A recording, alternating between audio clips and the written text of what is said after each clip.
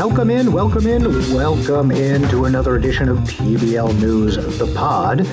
This is your Week 10 rundown, and it's also one of the last times you will ever hear my voice, because I'm heading out the door, at least vis-a-vis my participation in the rundown episodes, and a very smart, much more talented, much younger man than I is coming in to take my place. His name is Cruz Martin. From here on, you'll be hearing his voice doing these rundowns. So this is my Bon Voyage episode, Week 10. A nice round number. Let's look back on it. Let's hear what happened.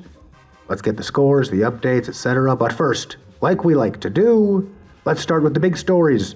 We got two of them, because we always have two of them. That's how we script the episodes. Let's jump into big story numero uno.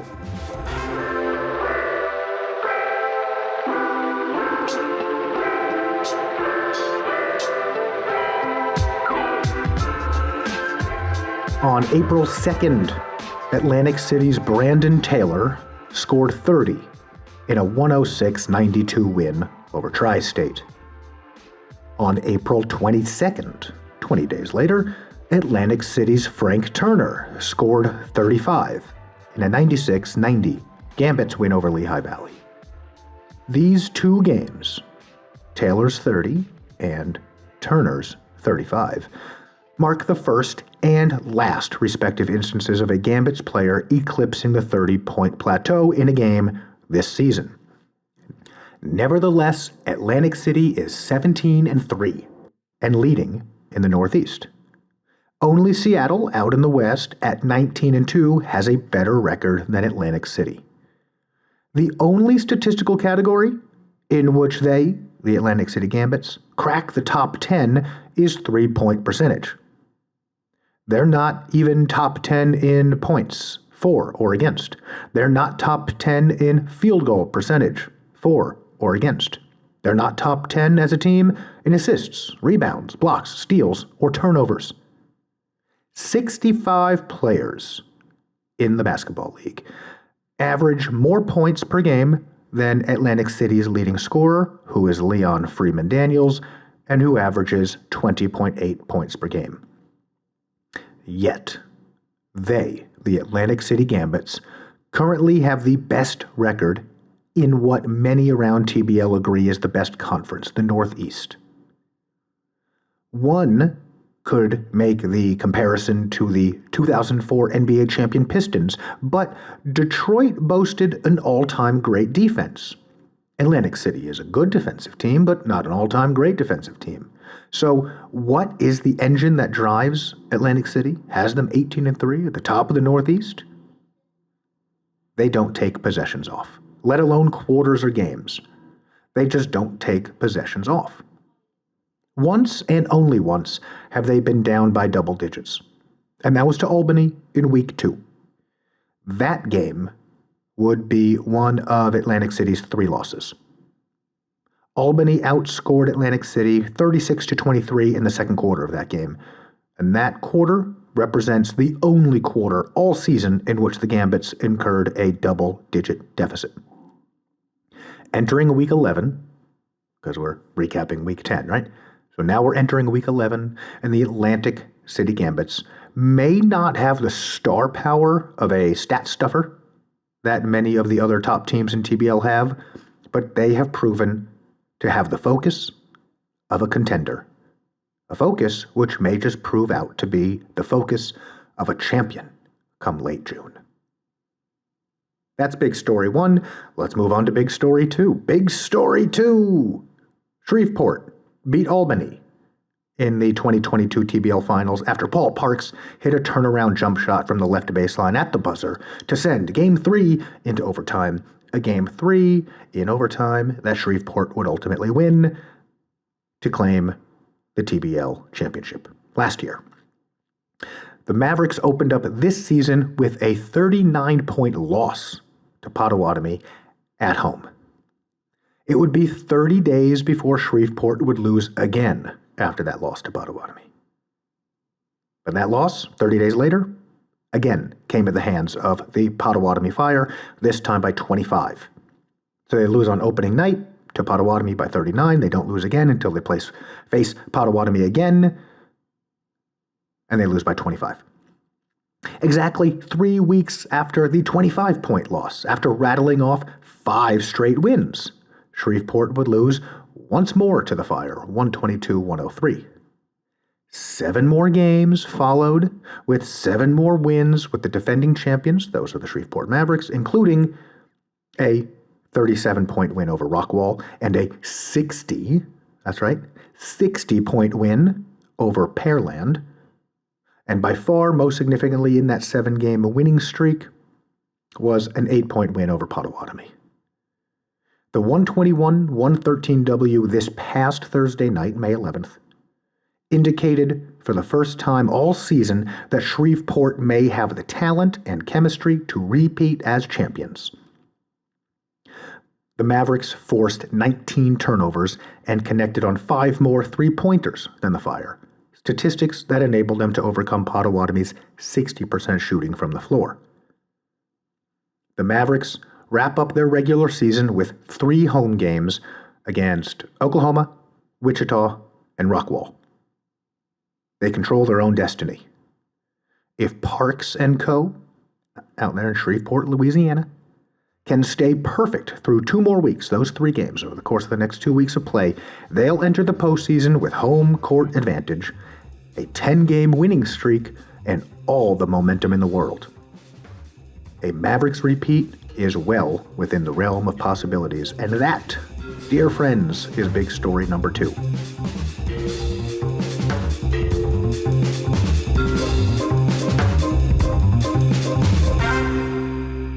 With the 2 big stories out of the way, drive time, radio voice activate. Let's do the Week 10 rundown. Week 10 tipped off on Wednesday when the South Bay Flash beat the Bakersfield Majestics 105-89.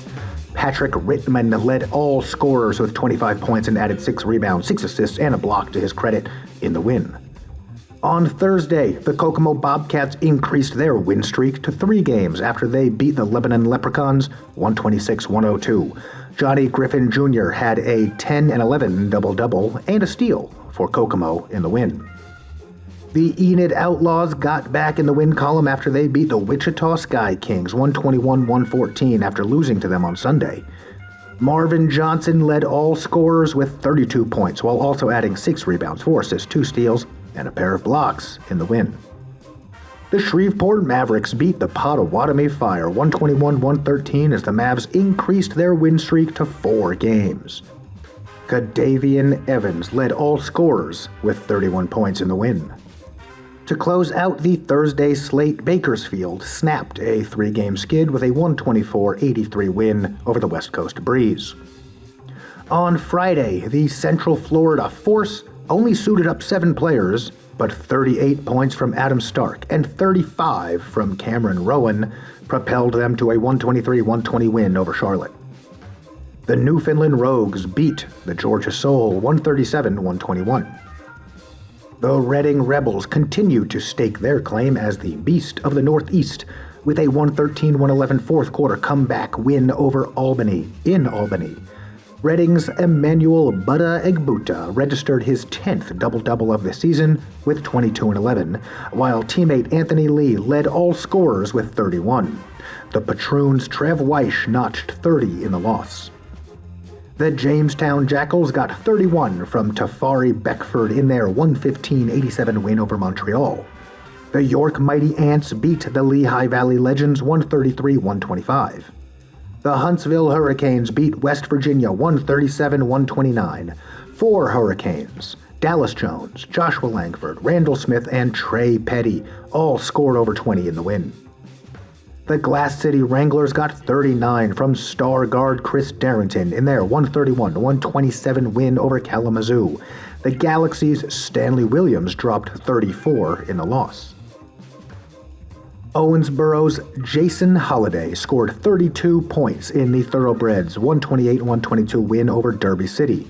Holliday's performance marks the 5th time this season he's topped the 30-point mark. The Kokomo Bobcats beat the Medora Timberjacks in a battle of first-place teams 100-87. The Fayetteville Stingers traveled to Gulf Coast and beat the Lions 129-115 behind 39 points from Titus Gary III. Kylon Markell also scored 39 for Gulf Coast in the loss. The first-place Atlantic City Gambits beat the Tri-State Admirals 125-94. The Long Beach Blue Waves snapped Seattle's 14-game winning streak with a 148-146 win. The win keeps Long Beach just 2 games back of the Superhawks for first place in the West. Salem beat Wenatchee 112-86 to wrap up Friday's slate of games. On Saturday, Fayetteville beat Central Florida 128-119 in a game that tipped off at 10 a.m. The league's highest-scoring team, the Gulf Coast Lions, outdid themselves, scoring 143 points to Charlotte's 110, led by Aaron Patterson's 31. The Syracuse Stallions got 58, yes, 58, from Charlie Marquardt in their 138-124 win over Jamestown. Only Gulf Coast's Terrell Wilson has scored more in a game this season than Marquardt's 58. The Coastal Georgia Buccaneers beat Raleigh 127-125 despite a furious fourth-quarter comeback by Raleigh that saw them cut a 16-point lead to 1 with 9 seconds remaining. The Atlantic City Gambits beat the Virginia Valley Vipers 121-100 as 7 Gambits scored in double figures. The Montreal Tundra got 37-14 from newcomer Dane Miller, who started the season in Syracuse, en route to a 106-98 win over Reading. TBL News' Nell Plunkett has the full story over at tblnews.co. York beat L'Académie Alma 115-101 behind Jihad Proctor's 41. The West Virginia Grind were down 7 to the Lebanon Leprechauns, entering the fourth, but came away with a 118-116 win. The Glass City Wranglers beat the Kokomo Bobcats for the first time in 6 tries this season, 117-108 behind 29 from Chris Darrington. TBL News' Brad Smith has the full story at tblnews.co. The Oklahoma Panthers beat the Pearland, Texas Warriors 115-100. Huntsville beat Derby City 108-107 behind 31 points from Ladarius Carter. The St. Louis Griffins beat the Cincinnati Warriors 94-91. The Shreveport Mavericks' 111-102 win over the Little Rock Lightning gave them a half-game lead over Potawatomi for first place in the Central. The Seattle Superhawks got back to their winning ways with a 126-121 win over Bakersfield. The Wenatchee Bighorns beat the Volcanoes from Vancouver 88-87, and the San Diego Sharks toppled the Long Beach Blue Waves by a score of 120-111 to close out the Saturday slate of games. On Sunday, Newfoundland beat Georgia 119-97. Syracuse beat Lehigh 128-119, and West Virginia scored the most points in franchise history as they beat Lebanon 157-131. Cincinnati beat Medora 106-96. The Albany Patroons beat Montreal 107-103 despite the Tundra's Dane Miller having another tremendous performance with 32-14. Potawatomi's Deshaun Munson was a single rebound shy of a triple-double as the Fire beat Enid 108-98. Shreveport beat Pearland 151-91. The defending champion Mavericks have now won 7 in a row. L'Académie Alma beat Tri-State 121-117. The South Bay Flash beat San Diego 113-98. And the Salem Capitals beat Vancouver 138-122 to put a bow on a fantastically exciting, competitive Week 10 in the Basketball League.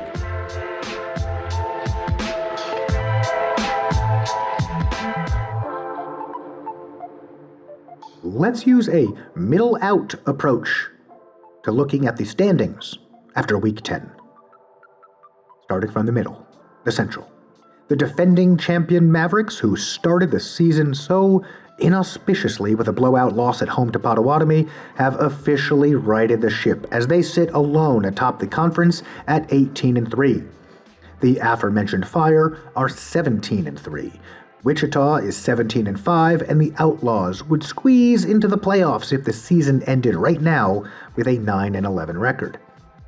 In the lower Midwest, Medora sits in first at 14-5, followed now by St. Louis at 12-7, who jumped over Huntsville, who have slid back into third at 11-7. Kokomo leads the upper Midwest for the 8th straight week as they sit at 18-8. Glass City are 15-8, and West Virginia have come roaring back from a difficult start to their season to take over third place at 11-8. In the Southeast, the Georgia Soul still hold the top spot with a 13-5 record, followed by Raleigh at 14-6, Coastal Georgia at 10-8, and Newfoundland at 20-17. In the West, Seattle remains in first with a 19-2 record, best in TBL. They'll look to become TBL's first 20-win team this season, this Saturday night against Salem. Long Beach retains their second-place spot in the West with a 14-4 record. Salem is 12-9, while both San Diego and South Bay are 9-9. And in the Northeast, Atlantic City is 17-3, Albany is 16-4, Reading is 16-4, and Syracuse is 13-7. The York Mighty Ants are making a furious run for the postseason as they are now above 500 at 11-9.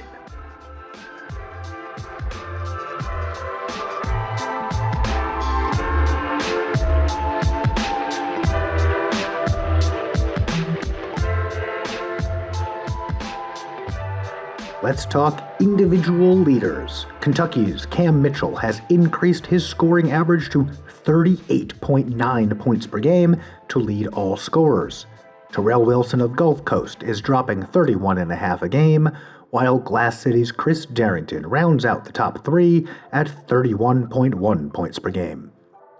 Owensboro's Montel James and Little Rock's Purcell Washington are tied for the league's leading rebounder, each hauling in an average of 12.6 a night. Ethan Shergoy is hot on their heels as he is averaging 12.5 boards a game. Potawatomi's Chuck Guy averages 9.8 assists per game to lead the league, while Albany's Marcus Merchant, Huntsville's Frederick Sturdivant Jr., and Lebanon's Alex Brown all average 2.2 blocks per game, each leading the league in blocks. Calvin Cheek leads TBL in steals, nabbing 3.9 steals per game.